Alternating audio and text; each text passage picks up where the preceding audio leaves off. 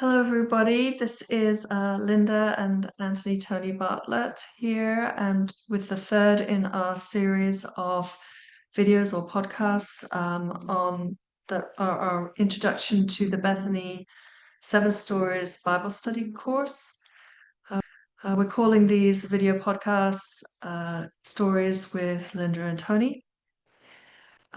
Today we are introducing the second of the story cycles, which is From Violence to Forgiveness, which draws primarily from the book of Genesis and then also sees how Jesus uses a lot of that same material in his parable of the prodigal son, which is also called the parable of the two sons in Luke's gospel.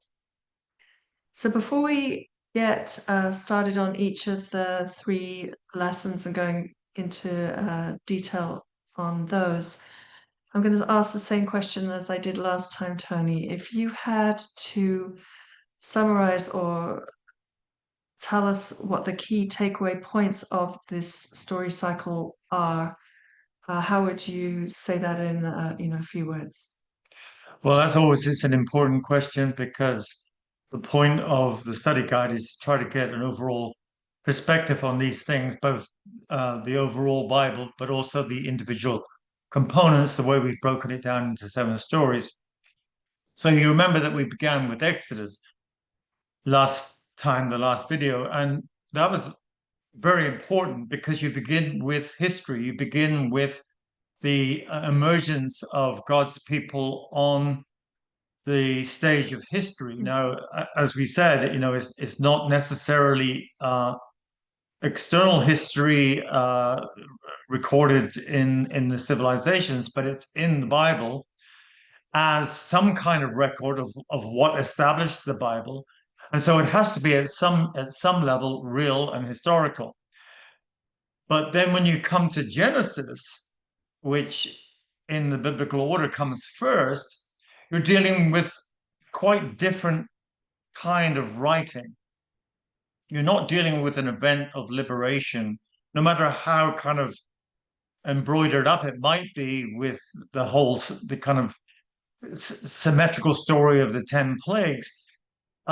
You're dealing with what is called prehistories, or almost mythical stories of our ancestors, and it sets out the problem that human beings have with being human. Mm-hmm. So in other words, the book of Genesis prefaces what comes after, which is the story of Exodus, which has a kind of uncritical attitude towards violence, in as much as that God certainly uses it and the people use it. But in the book of Genesis, you have a much more critical viewpoint advanced if you read it properly and you read it carefully as a work of literature. So this clearly suggests to us that the people who compiled the Torah, which is the first 5 books of the Bible, and the first of the first two being Genesis and Exodus, they put Genesis in there very deliberately as a way of asking questions before you even get going about what comes later. They ask questions about the human condition before the human condition is revealed in all its rawness and brutality in something like the oppression of the pharaohs, the oppression of Egypt, the liberation which comes at the cost of death and violence. That's the rawness of history. Before that happens, you get these questions asked in these kind of paradigm stories, these foundation stories of the ancestors, which is, if you see it that way, then you see how intelligent the Bible is. It's not just this kind of brute narrative of one thing after another. No, it's a carefully constructed, self-reflective, self-questioning document that brings us into its own questioning. And that's very different from the way that the Christian church has traditionally used Genesis, because it has been used very legalistically, focusing in just on the the story of Adam and Eve and the fall, and the way we read the book of Genesis in the way that you're talking about is very different as a document as a whole, reading it as a whole document, struggling with both the problem of human violence and looking to the solution in the patriarchal stories. Absolutely. And you're right. Obviously, if we think of the book of Genesis as Christians taught in the churches over the centuries, what is doctrinally important is basically just chapters 2 and 3, which is the fall, which is the fault, the sin of our first parents. But that way you cut away the text of Genesis in those chapters from the rest of it, and it becomes unnatural, and it distorts the thinking and the interpretation, the overall interpretation that the original document gives to itself, because very clearly the document of Genesis is, and beginning with those early stories, the first 11 chapters, is dealing with the issues of desire, rivalry, and violence as essential to the human condition, not one separate act of disobedience from which our human doom came. You know, the crack of doom at the beginning of history, and the only way out of it is through the compensation paid by a victim savior. No, this is much deeper and much more transformative, in as much as it's explaining to you the human condition and then proposing a solution. And then obviously when we come to Jesus and how he refers back to the material from Genesis in his parable of the prodigal son, we see how he uses these stories and propels the narrative forward even deeper.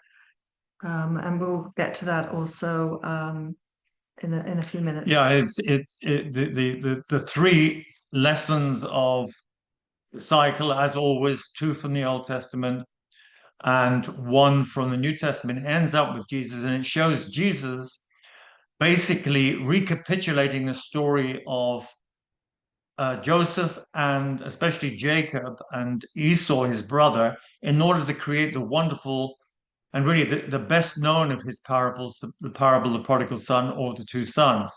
So you see the two testaments, Old and New Testament, as intimately linked through Genesis and over the question of violence and then forgiveness. Okay. So you mentioned that the first 11 chapters of Genesis are called the prehistories. Can you tell us what these are specifically and what connects them? Right. So the book of Genesis has a structure really in two main parts. One is chapters 1 through to 11, and the other is 12 onwards to the end. 1 through to 11 is, as Linda says, the prehistories.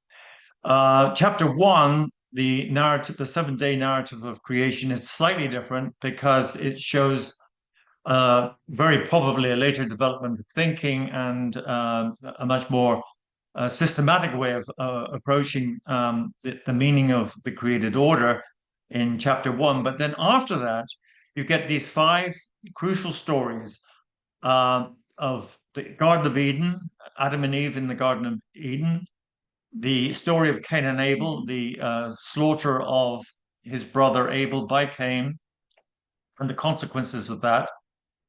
The very small episode, but very significant in terms of what's going on there. The sons of God and the daughters of men, the desire between these two kind of like, at that point, kind of conceived as separate species almost, but resulting in warrior humanity. So warrior violence really being birthed out of human desire. Mm-hmm. And then the story of the flood, which is the corruption of the whole earth by violence, as explicitly said by one of the authors. And then finally, the Tower of Babel, which is the beginning of human empire, the dream of empire as uniting humanity through the pride and domination of one segment of one city, basically within the human race. So it's that whole sequence lays out essentially the problematic as the author sees it and the Torah sees it of what it means to be human and the very kind of dysfunctional and violent form of being human that we have. So each of those 5 stories explores or describes human violence and the results of human violence, but looking at it from different angles.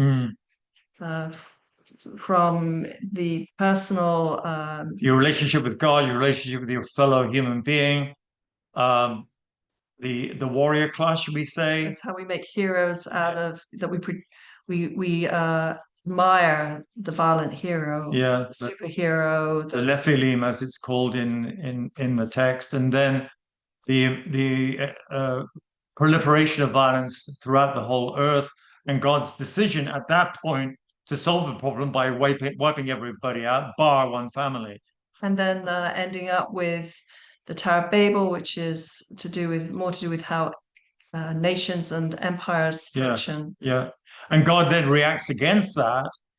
God is so reactive in these stories and very little different from the way we behave. He says, okay, I'll confuse their languages so they really can't get together as one nation or one imperial nation. So, and it's this good point that you're making, that in these first 11 chapters, well, not chapter 1, but from chapter 2 to 11, in these prehistories, God actually is presented in a very human ways. He's almost part of the problem, or at least it's ambivalent.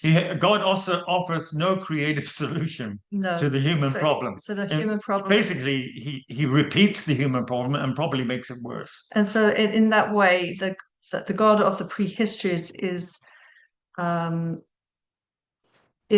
part of how human beings have created God in their own image. I mean, it would be childish and is childish of the readers of the Old Testament to see that God, the God as depicted in chapters 2 to 11, as kind of seamlessly identical with either the God of Exodus, the God of the law, Deuteronomy, which is, has these very particular laws in order to curb the human condition. And then, of course, the God of Jesus, the Father of Jesus, as infinitely forgiving. So we can see very plainly a developing account of who God is. And the Bible essentially asks you to be wise enough to see those levels and to see that it's changing as it goes forward, and not to read the text, as I say, naively or childishly, as all the same. It's inviting us into a critical approach, because it itself, the Bible, is self-critical and teaches itself a critical approach as it goes forward. Thank you. So let's take one or two of the prehistories just as an example to illustrate what you mean when you said earlier about an anthropological that these stories reveal about the human condition. They reveal the human condition and the main problem of the human condition, which is violence. So if you were to take one or two of the stories just to give us a taster of how that plays out in the text. Yes, I mean, we don't obviously have time and space here to go through all the stories individually and lay them out, although we have kind of mentioned what they all consist of. But if we take the first 2 stories in more detail, we get a very clear picture of what's going on. So you have the story of the Garden of Eden, and you have it's followed by the story of the first offspring of Adam and Eve, Cain and Abel. Now, in the Garden of Eden, the serpent tells Eve that the tree that is the fruit of the tree that is forbidden to them, the eating of that fruit will not mean that they die, which is the curse attached to it, but in fact, they will be equal to God. So the voice of the serpent is immediately setting up a rivalry between human beings and the biblical God. And I take that as referring to the whole of the story of the biblical God. That, we'd rather not follow that through in our own transformation, but we'll set ourselves up in rivalry with that God. And of course, the result of that is that God is reactive and hostile to Adam and Eve, and he expels them from the Garden of Eden. In the following story, it's not the serpent who sets up the rivalry, but very strangely is God himself. Because more or less without explanation, God prefers the offering of Abel to the offering of Cain. Now, Cain brings the first fruits of his produce, which is the only thing in the text up to that point that God has provided for human beings. That he's made Adam and his offspring a tillers of the soil, for whom the plants and the herbs will be their food. Suddenly, with Abel, we have the introduction of livestock, of herds of animals, unexplained, and again unexplained why God should prefer the offering of a living creature to the first fruits of the land. Well, what results, as we know, is that Cain reacts just the way rival brothers always do react, by fighting, and in this instance by killing. Cain kills Abel. But strangely again, God does not punish punish Cain by wiping him out, as he later on does with the evil people in the story of the flood, but puts a mark of protection on him. So according to Girard, it makes so much sense. The story is giving us the origins of human culture through sacrifice. Of which the Cain's murder of Abel is like the first human sacrifice. Yes, it's the founding event. Because even though in the overall narrative you have animals beforehand, what founds the human order in the story of Cain and Abel is the killing of Abel, because Cain then becomes the founder of the first city, exactly the way that, and has been noted before in the story of Romulus and Remus, Romulus becomes the founder of Rome at the expense of the killing of his brother Remus. So it's the foundational story of a human offering that brings about the solidity of a human city and its cultural order.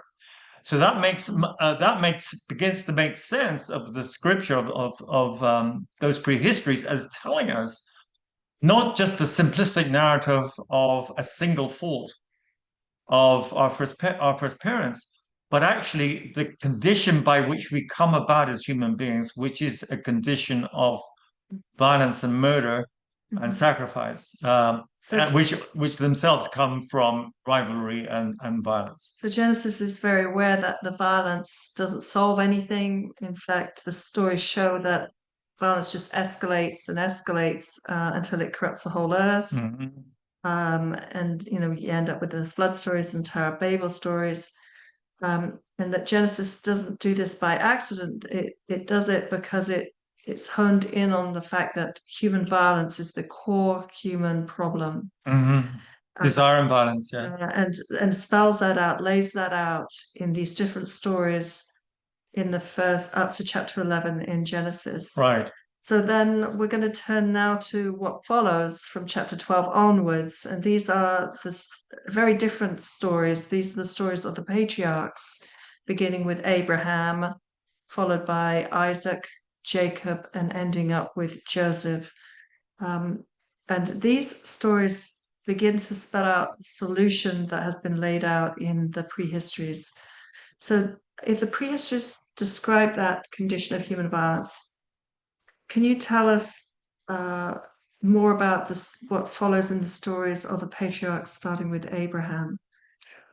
Well, very much as a good doctor or medical professional would do, the book of Genesis, first of all, diagnoses the problem in those first 11 chapters, and then progressively offers us a therapy. And it's not an easy therapy. It's a therapy of letting go of violence. And this is so evident again in these stories, the succeeding stories. And beginning with Abraham, God's first chosen individual, in whom the text tells us in chapter 12, all the tribes of the earth will be blessed. And this is the meaning of the universal blessing given to Abraham and later on to Israel. Not at all like a fundamentalist reading that you just have to literally be loyal to Israel. You have to be loyal to the meaning of Israel, which is enshrined in the person of Abraham and his offspring, Jacob, Joseph. And the first thing that we read, or one of the first things we read about Abraham intervening in the human condition, is when he intercedes for Sodom. Now, Sodom is an evil city. It's the wicked city that, we all have versions of the wicked city that deserve to be obliterated, We'll drop a bomb on them, end it all. But for some marvelous reason, Abraham stands in the breach and intercedes with God. If you could only find 50 righteous men and the number goes down to 10, then will you spare the city? And God says, well, seeing as I have made Abraham, I have promised to make Abraham a blessing for everybody else in human race. I better listen to him and kind of basically go along with what he says. So Abraham begins to exercise his blessing by interceding for the wicked city, trying to not make the solution one of eradicating it violently, as it happened in the flood, in the story of corrupt human culture in the flood, but no, bringing a spirit of compassion and nonviolence essentially to bear on the problem. Of course, it doesn't work because Abraham doesn't have the courage essentially to say, well, if I could just find one righteous man.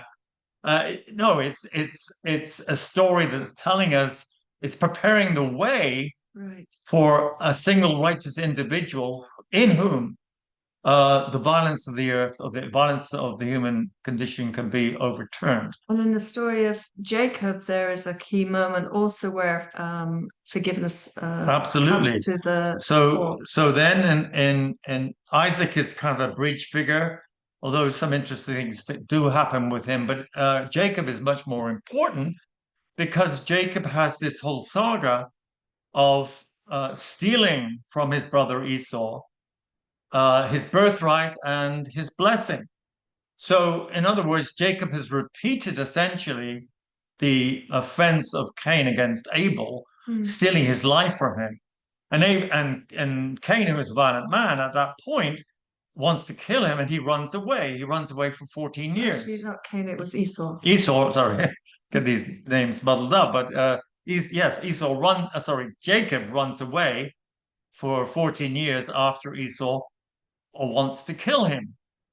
But then time goes on. He attains wives and children, and he wants to come back to his native territory and see his family. But he's terrified of Esau, and Esau comes toward him with a body of armed men. And Jacob tries to kind of mitigate the situation by sending flocks and herds in advance as kind of gifts to buy off. And then the night before they're due to meet, he's alone, just himself. And that's the famous moment where Jacob is wrestling with God Right. through the night.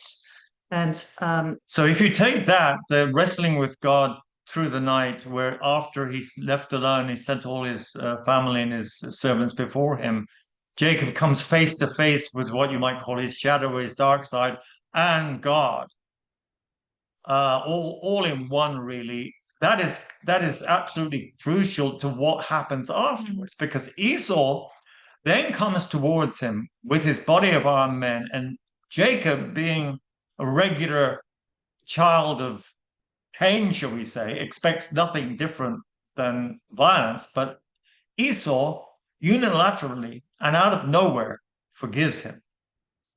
And Jacob says to him, basically, I don't want your gifts, because Jacob is actually also Esau is also offering gifts. Jacob says, I don't want your gifts, because seeing your face is like seeing the face of God, which he has just experienced just 12 hours before. So there is an immediate connection between the arbitrarily forgiving Esau out of an experience of fratricidal violence and the experience of God in the night wrestling with the human to bring about something new. And then with the story of Joseph, you get the final piece of the patriarchal narrative that starts with Abraham through Jacob and these themes of forgiveness. Right. So then with Joseph, which is the culmination of the Right. patriarchal Right. saga, you also get this amazing story of forgiveness. So Joseph is the summit. It's the high point of the book of Genesis, but it's kind of reduced to just a kind of Disney story almost. And it's called a novella, by the scholars. Of course, it is a novella in its way, but it kind of gets reduced to that rather than a teaching of transformed humanity, which is what it is. Because the brothers, again, try to kill Joseph because he's annoyed them. He's awakened their desire and violence because he basically boasts about being the favorite son. And so they set out to kill him, and then they kind of repent a little bit and then sell him into slavery, but they get rid of him. But then progressively he rises to huge status in Egypt and becomes the Pharaoh's second in command.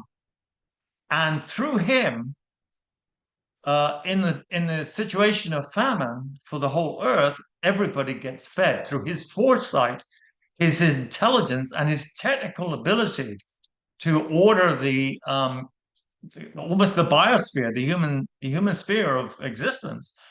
The whole of the earth is blessed.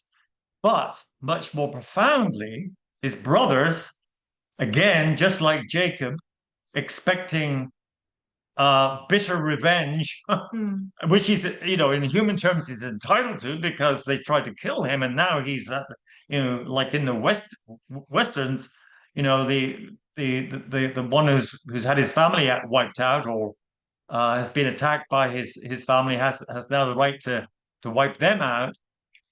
No, he forgives them. He creates a pathway by which he can reveal himself to them, and he can fall on their necks, as the expression is, and embrace them exactly as Esau embraced Jacob when he came to him the first time. He thought he was going to be killed, but Esau did entirely the opposite thing. He loved him, he kissed him, he embraced him, he forgave him. So in the stories of the patriarchs from chapter 12 onwards in Genesis, there begins this profound pathway where the truer nature of God begins to be revealed through these relationships with human beings who themselves also begin to behave in a different way. They begin to understand this forgiving path. So Genesis becomes this roadmap for bringing to the surface other understandings of what it means to be a human being. Mm-hmm. And through that, we begin to see the true nature of God being revealed also. But this is not fully clear until we get to Jesus and the Gospels. So that brings us to the final lesson in this cycle, which is Jesus' parable of the prodigal son. Can you tell us more about how this parable relates to the Genesis stories? You have already said a little bit about that. Well, it's so evidently modeled on those figures, those kind of tropes, as they say, of the wayward son, um, the one who goes to a far country, the one who's kind of hated by his brother or brothers, etc., etc. Jesus embraces all those thematics and then creates his own narrative.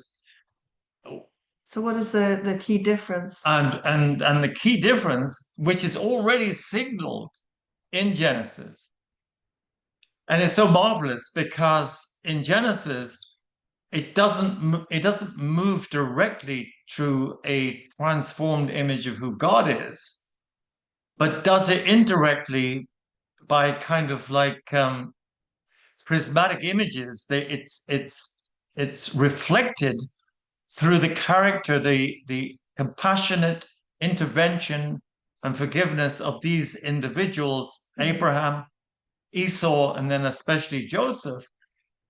This is all willed by God. You know, they should become a blessing. So it has to be God's purpose, is God's deep purpose to begin with. But because this kind of violent overlay of how we understand God is somehow still in place, you have the contradiction or the apparent contradiction of God being vindictive, hostile, punitive, and these human beings, Abraham, Esau, and Joseph, being entirely the opposite, being compassionate, moved by compassion, moved by humanity, and able to forgive. When you get to Jesus, it's so evident that Jesus completes the arc. All he does is one shift, one movement of the trope, shall we say, from the human being to the Father, who represents Father God in the story of prodigal son. When the son comes back, the wayward son, who's basically done the same thing The offended partner. as Jacob has done to Esau, taking away his life. I mean, he's taken away the life of the father by demanding his inheritance before the father is dead. You know, so he's done basically what Adam and Eve, even Adam, did in terms of rivalry with God in the story of the Garden of Eden. So he kind of plots in his mind, I know what I'll do. I'll go back and I'll say to them, I'll work a deal with my father. Say, well, don't treat me as a son because I've lost all that, but at least treat me as a hired servant, and I'll live, and I won't be disgusting myself on the food that's being given to pigs and dying as a result. No, I'll get to be a hired servant. But the father reacts in an entirely different way, but he reacts just like Esau did. He runs towards the son, and in a direct imitation of the Genesis text, he falls on his neck, weeps, and kisses him. That's the action of Esau, and now it's the action of the father.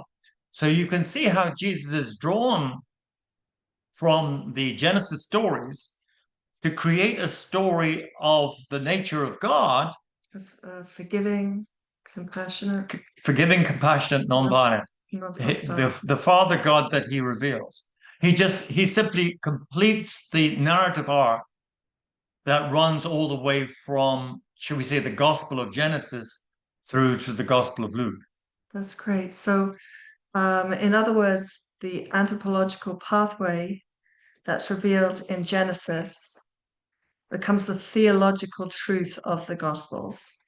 This is the triumph of the Bible. It is the triumph of the Bible. The Gospels derive fully from Judaism.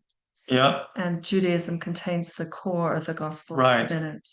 Right. So there's no kind of arbitrary break between the first testament and the second, but especially in that deeper reflection of Genesis. And then if we get to second Isaiah, it'll be the same kind of thing. And other places in in the Old Testament, you have the preparation of the gospel, and Jesus is being entirely logical and consistent with that preparation.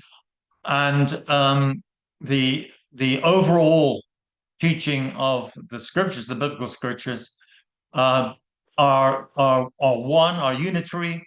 They become consistent and revelatory of God and transformative for human history.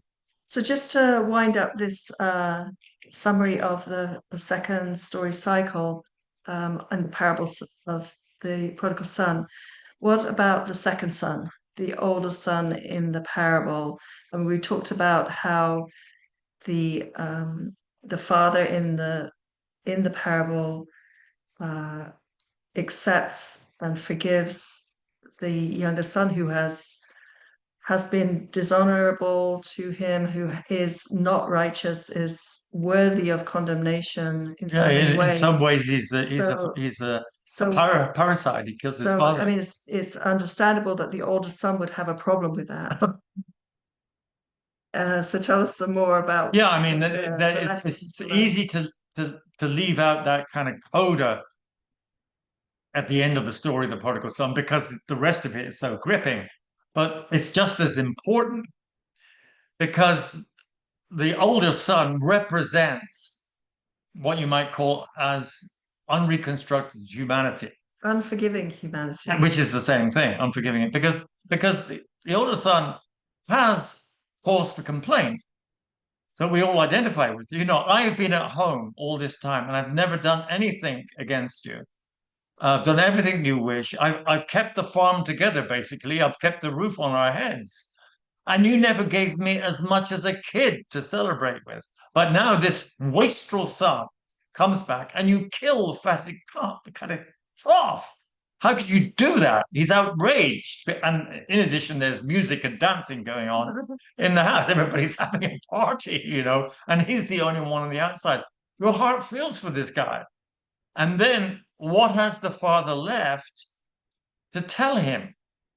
He says, it's only right that we should celebrate because that which was lost is found and that which was dead is now alive. And so all the father can do is appeal to the unforgiving heart of the older son, and unforgiving on the basis of normal human relations. I mean, he's not being extravagant here. The younger son was the one who broke all the boundaries, who destroyed the order of things, and the older son kept it together. And so he says, you know, why are you doing this? At least don't welcome him in. You know, keep him outside. I don't want to see this guy. But the father, all he can do out of his nature as overflowing divine forgiveness and nonviolence, all he can do is appeal to the deep heart of the older brother. Said, is it not right? So he says to the older brother, should you not embrace life rather than death? Even though you might wish it out of normal human reaction, isn't it better to embrace, as I say, to gather up in your life and in your mind life rather than death?